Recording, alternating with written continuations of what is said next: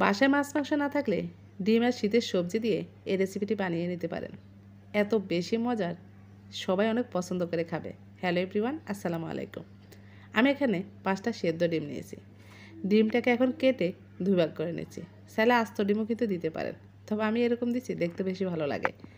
এবার চুলায় চলে আসলাম, কিছুটা তেল দিয়ে দিলাম, একটু লবণ ছিটিয়ে দিলাম, তারপর একটু হলুদের গুঁড়া দিয়ে দিলাম। এবার ডিমগুলো সব সুন্দর করে দিয়ে দিলাম, দিয়ে এটাকে উল্টে পাল্টে একটু ভেজে নেব। একেবারে বেশি ভাজা যাবে না, তাহলে শক্ত হয়ে যাবে। একটু ভেজে তারপরে ডিমটাকে তুলে নিচ্ছি।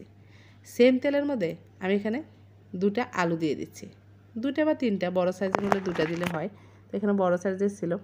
ডিমটাকে আলুটাকে একটু ভেজে নিয়ে তারপর তুলে নিলাম। আবার সেম তেলে ফুলকপি দিয়ে দিলাম। তো ফুলকপিটাকেও এখন একটু নেড়ে ছেড়ে 2-3 মিনিট একটু ভেজে নেব, তারপরে এটাকে তুলে নেব। এ পর্যায়ে সবাই কমেন্ট করতে থাকেন কে কোথায় থেকে আমার ভিডিওটি দেখছেন, যাতে করে পরবর্তীতে আপনাদেরকে ধন্যবাদ জানাতে পারি। ফ্যানে আরও কিছুটা তেল দিয়ে তারপরে এখানে পেঁয়াজ আর কাঁচামরিচ দিয়ে দিলাম। এটাকে একটু ভেজে নিয়ে তারপরে এখানে আদা রসুন পেস্টটি দিয়ে দিয়েছি 1.5 চা চামচ পরিমাণ, জিরা গুঁড়া 1/2 চা চামচ, হলুদ গুঁড়া, তারপরে মরিচ গুঁড়া ঝাল অনুযায়ী দিবেন। দিয়ে এটাকে মশলাটাকে ভালো করে কষিয়ে নিচ্ছি। একটু পানি দিয়ে দিচ্ছি মশলাটা যাতে ভালো করে কষানো যায়। মশলাটাকে ভালো করে কষিয়ে নিয়ে তারপরে এর মধ্যে টমেটো কুচি দিয়ে দিচ্ছি একটা।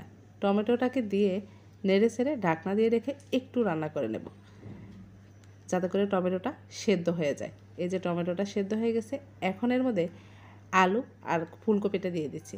আলু আর ফুলকপিটাকে এই মশলাটার মধ্যে ভালো করে একটু কষিয়ে নেব। ভালো করে নেড়ে ছেড়ে দিয়ে তারপরে ঢাকনা দিয়ে ঢেকে দেবো। একটু পানি দিয়ে দিচ্ছি যাতে কষানোটা ভালো হয়। একটু পানি দিয়ে নেড়ে ছেড়ে তারপর ঢাকনা দিয়ে এটাকে ঢেকে 2 মিনিট পরিমাণ রাখবো। তারপরে আবারও ঢাকনাটা খুলে ভালো করে নেড়ে ছেড়ে নিচ্ছি। তো এটাকে একটু ভালো করে কষিয়ে নেবেন, তাহলে খেতে অনেক বেশি ভালো লাগে। অনেক সময় দেখবেন রান্না করতে চাইলে নর্মাল একটা জিনিসও কিন্তু অনেক মজা করে খাওয়া যায়। আবারও নেড়ে ছেড়ে ঢাকনা দিয়ে ঢেকে দিলাম। তারপরও এখন ঢাকনাটা খুলে অনেকটা সিদ্ধ হয়ে গেছে, প্রায় হাফ সিদ্ধ বলতে পারেন। এখন পানি দিয়ে দিচ্ছি। পানি দিয়ে এর উপরে ডিমটাকে সুন্দর করে বসিয়ে দেব। তো এই যে দেখেন 5টা ডিম দিয়ে আমি ভাগ করে নেওয়াতে মনে হয় না পুরো কড়াই ভর্তি ডিম রান্না করতেছি। দেখতে কতটা ভালো লাগতেছে। এই যে আরও কিছুটা পানি দিয়ে দিলাম, দিয়ে মানে যতখানি ঝোল রাখবেন সেই অনুযায়ী পানি দিয়ে এখন ঢাকনা দিয়ে ঢেকে এটাকে রান্না করে নেব। আর কোনো কাজ নাই। লাস্ট পর্যায়ে একটু ধনেপাতা দিয়ে দেব। তো এই যে রান্নাটা কিন্তু এখন কমপ্লিট। একটু ঝোল ঝোল টাইপের থাকবে, খেতে অনেক বেশি ভালো লাগে। কিছুটা ধনেপাতা কুচি দিয়ে দিলাম।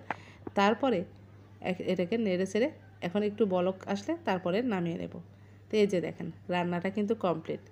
কম খরচে মজার একটা রেসিপি।